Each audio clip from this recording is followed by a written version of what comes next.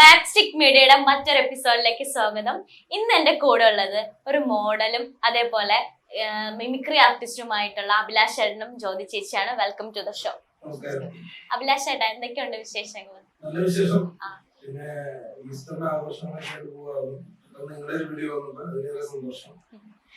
Mimicry ഒക്കെ എങ്ങനെ പോകുന്നുണ്ട്? മിമിക്രി കുഴപ്പമില്ല, അത്യാവശ്യം പ്രോഗ്രാംസ് ഒക്കെ ആയിട്ട് പോകുന്നു. പിന്നെ സീസണാണ് കൂടുതൽ പരിപാടി. അതില്ലാത്തതെന്ന് പറഞ്ഞാൽ നമ്മളിങ്ങനെ തെരുവോരങ്ങളൊന്നും പാടാനായിട്ട് പോകുന്നു. ഒരു പേഷ്യൻസിന് വേണ്ടി ഇങ്ങനെ പാട്ടുകൾ പാടാനായിട്ട് പോകുന്നുണ്ട്. അതിങ്ങനെ ജംഗ്ഷനൊക്കെ ഉണ്ടല്ലോ ഇങ്ങനെ മൈക്കിൽ വെച്ചിട്ട് പാടുന്നത്, അത് അർഹതപ്പെട്ട പേഷ്യൻസിനാണ് ചെയ്യുന്നത്. അതിന്റെ ബേസിലാണ് നമ്മൾ ഒരു കോടിയിലേക്ക് എത്തിയതും.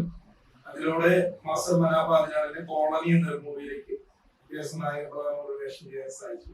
അല്ല, ഒരു കോടിയിൽ ഉള്ളൊരു മാറ്റം ഇപ്പൊ ഹെയർ ഒക്കെ ഉള്ളത് കൊണ്ട് ഒരു ഡിഫറൻസ് തോന്നുന്നുണ്ട്.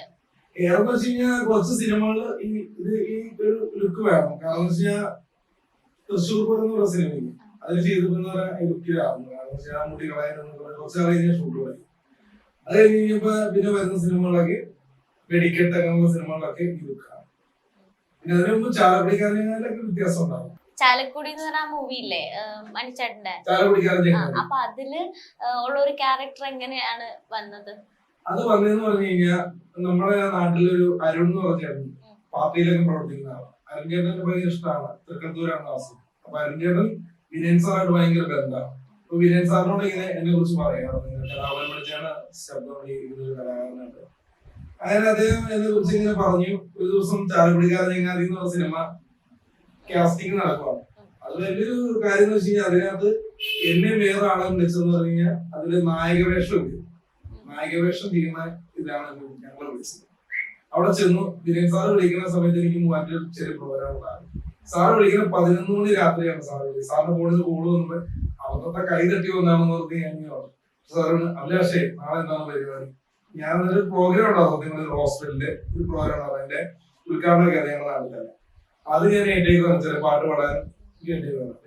ഞാൻ അദ്ദേഹം ചോദിച്ചു വേറെ ഒരു പരിപാടിയില്ല സാറെ, ഫ്രീ ആണെന്ന് പറഞ്ഞു. നാളെ ഇറങ്ങാമെന്ന് ചോദിച്ചു. വീട്ടിലേക്ക് വരാൻ പറ്റുമെന്ന് ചോദിച്ചു. അത് താമസിക്കുന്നത് അറിയാലോ, നമ്മുടെ പാലാരിവട്ടം. വീട്ടിലേക്ക് വരാമെന്ന് ചോദിച്ചു. ഞാൻ വരാമെന്ന് പറഞ്ഞു. അതിന് ചേർന്ന് പറഞ്ഞാൽ ആ ടൈമിൽ വെള്ളപ്പൊക്കം, മഴയൊക്കെ വരുന്ന വെള്ളപ്പൊക്കം ഇറങ്ങുന്ന അവസ്ഥയാണ്. ടൗണിലേക്ക് പോകാൻ ഭയങ്കര ബുദ്ധിമുട്ടാണ്. എങ്കിലും എന്തൊക്കെയോ കാണിച്ച് ഞാൻ ടൗണിലെത്തി. അദ്ദേഹത്തിന്റെ അടുത്ത് ചെന്ന് കഴിയുമ്പോൾ കുറെ ഇന്റർവ്യൂ പോലെ സംഭവങ്ങൾ ചെയ്യിപ്പിച്ചു.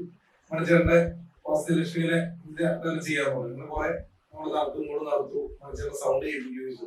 സത്യം പറഞ്ഞു കഴിഞ്ഞാൽ ആ ഒരു അനുഭവം ആ അദ്ദേഹത്തിന് മുമ്പിൽ നിന്ന് നമുക്ക് എന്താ പറയുക, പ്രത്യേക ലോകത്താണ്. കാരണം നമ്മളൊക്കെ ആരാധനയോടെ കണ്ടിരുന്ന ആളാണ് സാറ് അദ്ദേഹത്തിന്റെ മുമ്പിലേക്ക്. അപ്പൊ സാറ് പറഞ്ഞു നായകവേഷം ചെയ്യാൻ നോക്കട്ടെ എന്ന് പറഞ്ഞു. അപ്പൊ ഞാൻ ഭയങ്കര തുള്ളിച്ചാണ് സന്തോഷത്തോടെ പോയി. അത് കഴിഞ്ഞാണ് അറിയുന്നത് മണിച്ചേറിനെ ചെയ്യുന്ന ആരും ആ സിനിമയിൽ വേണ്ടെന്ന് പറയുന്നത്. കാരണം മണിച്ചേറിന്റെ ശബ്ദമോ ഫിഗറോ ചെയ്യുന്ന ആരും വേണ്ട. രഞ്ജു ചാലക്കുടീനെ വരെ വിളിച്ചു മണിച്ചേറിനെ ചെയ്തു. അങ്ങനെ അത് പോയി. പക്ഷെ സാറ് ഒരു ചെറിയ വേഷം അതിനകത്ത് എനിക്ക് തരുന്നു. സന്തോഷായില്ലേ? പിന്നെ സന്തോഷമായി. കാരണം അതിന്റെ ഒരു ഭാഗമായി എന്ന് പറയുമ്പോൾ തന്നെ വലിയ സന്തോഷം. കാരണം സിനിമ അത്യാവശ്യം നല്ല വിജയമായ സിനിമയാണ്. മണിച്ചേട്ടന്റെ ജീവിതം തന്നെ പറഞ്ഞ സിനിമയാണ്. ഇവിടെ കരയിപ്പിച്ചൊരു സിനിമയാണ്. അപ്പൊ അതിനകത്തൊരു വേഷം ചെയ്യുന്ന വെച്ചാൽ വലിയൊരു ഭാഗ്യമായിട്ട് കൂട്ടി. അതിപ്പോ ഇടയ്ക്കിടയ്ക്ക് മഴവിലുള്ള ചാനലിൽ വരുന്നുണ്ട്. അപ്പൊ അങ്ങനെ പറയുന്നത് എന്റെ പണം കണ്ടുപോകുന്നത് നമുക്ക് അത് വലിയൊരു സന്തോഷമായിട്ട് തോന്നുന്നത്. പിന്നെ നായകവേഷം എന്ന് പറഞ്ഞാൽ അതിനകത്ത് കിട്ടിയാലും പക്ഷെ നമ്മുടെ സിനിമയുടെ ഒരു ഇതായാലേ എല്ലാരും പറയുന്ന സാറിന് പറഞ്ഞു നായകവേഷം ചെയ്യുന്നത് മണിച്ചേട്ടന്റെ ശബ്ദം അനുകരിക്കുകയോ ഫിഗർ ചെയ്യുന്നാലും വേണ്ടെന്ന് പറഞ്ഞു. അങ്ങനെയാണ് അത് എനിക്ക് കിട്ടാൻ. കാരണം അരുൺ എന്ന് പറയുന്ന വ്യക്തിയുണ്ട്. അരുൺ ചേട്ടന് വിനയൻ സാറുമായിട്ട് ബന്ധമുണ്ട്. അരുൺ ചേട്ടന്റെ റെക്കമെൻഡേഷനിലാണ് എനിക്ക് അവിടെ ചെല്ലാനും കൂടുതലായിട്ട് ഇതായത്. ജ്യോതി ചേച്ചിയിലേക്ക് ചെല്ലാണെങ്കിൽ ഒരു മോഡൽ മാത്രല്ല, എന്താണ് ആക്ടിങ് ഒക്കെ ചെയ്യാറുണ്ട്. അപ്പൊ ഷോർട്ട് ഫിലിം ആണോ ചെയ്തത് ആദ്യമായിട്ട്? ഷോർട്ട് ഫിലിമാണ് ആദ്യം ചെയ്തത്. അത് കഴിഞ്ഞ് പിന്നെ അഭിലാഷ് ചേട്ടനോട് ഒരു ഷോർട്ട് ഫിലിം ചെയ്തു. പിന്നെ 2 മൂവി ഇപ്പൊ ചെയ്തു. ഒന്ന് കെട്ടുകാഴ്ച എന്ന് പറഞ്ഞൊരു മൂവി, ഇപ്പൊ കോളനി ഒരു മൂവി, 2 മൂവി രണ്ടുപേരും ഒന്നിച്ചാണല്ലേ ചെയ്തത്? ഓക്കെ. ചേച്ചിയുടെ ഒരു ഇന്റർവ്യൂ ഞാൻ കണ്ടിട്ടുണ്ടായിരുന്നു. അപ്പൊ അതിലൊരുപാട് സ്റ്റോറീസ് ഒക്കെ പറയുന്നുണ്ടല്ലോ. അപ്പം ശരിക്കും ആ ഒരു സ്റ്റോറി എങ്ങനെയാണ്? സ്റ്റോറി ആയിട്ടുള്ളത് അതെന്റെ ലൈഫാണ്. ഞാൻ അങ്ങനെ പെട്ടെന്ന് ഈ ഒരു ഇൻഡസ്ട്രിയിലേക്ക് വന്നയാളാണ്, ഫാഷൻ ഇൻഡസ്ട്രിയിലേക്ക്. അത് നമ്മളിങ്ങനെ വേണമെന്ന് ആഗ്രഹിച്ചു വന്ന ഒരാളൊന്നുമല്ല. എൻ്റെ മോളാണ് ആദ്യം വരുന്നത്. അവൾക്കൊരു കോസ്റ്റ്യൂം എടുക്കാൻ വേണ്ടി ഒരു സ്റ്റുഡിയോയിൽ പോയി അവരുടെ നിർബന്ധത്തിന് ഞാൻ കയറിയ ആളാണ് മോഡലിംഗിലേക്ക്. പിന്നെ അവിടുന്ന് കണ്ടിന്യൂസ് ഷോസ് ചെയ്തു. എൻ്റെ 50ാമത്തെ ഷോയിൽ ഞാൻ മിസ്സസ് കേരള ടൈറ്റിൽ വിന്നറാണ്. അത് കഴിഞ്ഞ് 2 മാസം കഴിഞ്ഞപ്പോൾ പോയി 2023 പിന്നെ 2023 മിസ്സസ് ഫാഷൻ ഇന്ത്യ ഫാഷൻ ഐക്കണാണ്. ഓ, ചെറിയ കാര്യമല്ലേ, വലിയ കാര്യമാണല്ലേ. അപ്പൊ ഇനി വർക്ക്സ് ഒക്കെ വരുന്നുണ്ടോ? വർക്ക് വരുന്നുണ്ട്. കൂടുതലും എനിക്ക് വരുന്ന വർക്ക് തമിഴാണ്. ഒരുപാട് വിളിക്കുന്നുണ്ട്. പിന്നെ നമുക്ക് ആ ഒരു ഇൻഡസ്ട്രി ആയിട്ടൊന്നും വലിയ പരിചയമില്ല. ഞാനിപ്പോൾ സ്റ്റാർട്ടിങ് ആണല്ലോ, തുടങ്ങിയിട്ടല്ലേ ഉള്ളൂ. അപ്പൊ അത് കാരണം എനിക്ക് ചെറിയൊരു പേടി, പെട്ടെന്നും കൂടി ചെന്ന് ചാടി കൊടുക്കാനുള്ള ഒരു പേടി കൊണ്ട് ഇങ്ങനെ പോവാണ്ട് നിൽക്കുന്നതാണ്. കൂടുതലും കോഴ്സും എൻക്വയറി ഒക്കെ വരുന്നത് അവിടുന്ന്. ആണല്ലേ. ഈ അഭിനയത്തിലേക്ക് പെട്ടെന്നാണോ വന്നത്, ആഗ്രഹം കൊണ്ടാണോ വന്നത്, എങ്ങനെയാണ്? എനിക്ക് മോഡലിംഗ് ആണ് ഒന്നുകൂടെ താല്പര്യം കൂടുതൽ. പക്ഷേ എനിക്ക് ആദ്യത്തെ മൂവി വരുന്നത് ഫേസ്ബുക്ക് വഴിയായിരുന്നു എൻക്വയറി വന്നത്. അപ്പൊ അതും ഈ പറഞ്ഞ പോലെ നമുക്ക് ജെനുവിൻ ആണോ എന്നുള്ളൊരു സംശയത്തിന്റെ പുറത്ത് ഞാനിങ്ങനെ പോവാതെ നിന്നു.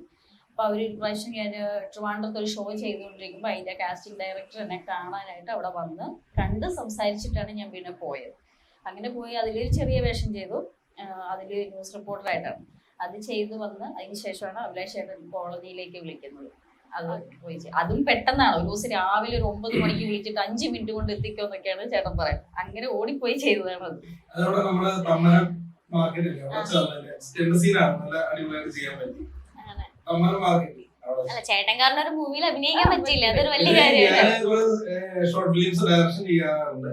ഞാൻ വൈക വെബ് സീരീസിലൊക്കെ ശ്രദ്ധിക്കപ്പെട്ട ഒരു കുട്ടിയാണ് വൈക. ഞാൻ വൈകങ്ങളെ കൂടി കുറെ ഷോർട്ട് ഫിലിംസ് ഡയറക്ഷൻ ചെയ്തു. പിന്നെ ആൽബങ്ങൾ ഡയറക്ഷൻ ചെയ്യാറുണ്ട്. എന്റെ പുതിയൊരു വർക്കാണ് ഒരു ഹോം നേഴ്സിന്റെ ഡയറക്ടർ. എന്റെ കൂട്ടുകാരിനെ വെച്ചിട്ടാണ് ഞാനത് ചെയ്തത്. അപ്പൊ അതിനകത്തൊരു പോലീസ് സ്റ്റേഷൻ ചെയ്യുന്നതാണ്. ഓ, നല്ലൊരു ക്യാരക്ടർ തന്നെ കൊടുത്തിട്ടുണ്ട്. അതെ.